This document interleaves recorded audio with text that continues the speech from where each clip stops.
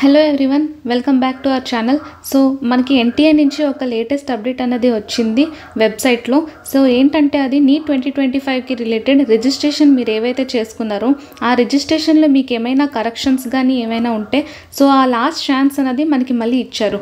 So రిజిస్ట్రేషన్లో mistakes మీరు ఏమైనా చేసినట్లయితే మళ్ళీ అవి కరెక్షన్ చేసుకోవడానికి వెబ్సైట్లో ఆప్షన్ అనేది ఓపెన్ చేశారు, కరెక్షన్ విండో అన్నది.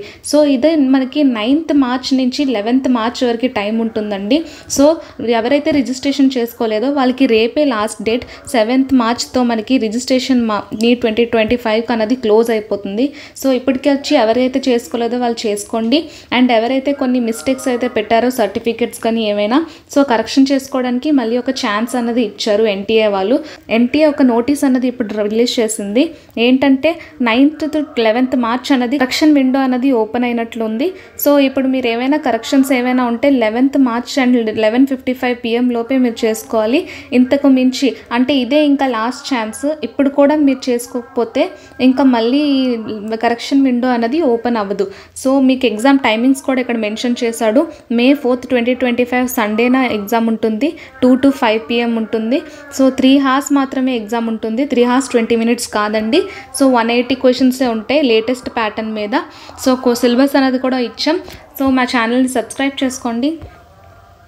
సో మీరు ఏవైతే సర్టిఫికేట్స్ చేంజ్ చేసుకోగలరో అన్నది కూడా ఒకటి ఇచ్చాడు. Candidates can allowed to be change any one of the following fields. మీరు ఫాదర్ నేమైనా మదర్ నేమైనా మిస్టేక్ పెట్టినట్లయితే ఏదైనా ఒకటే మీరు చేంజ్ చేసుకోవచ్చు.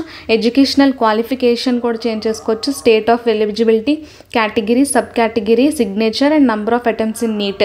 ఈ పర్టికులర్ థింగ్స్ అన్నవి మీరు చేంజ్ చేసుకోవచ్చు ఈ కరెక్షన్ విండోలో.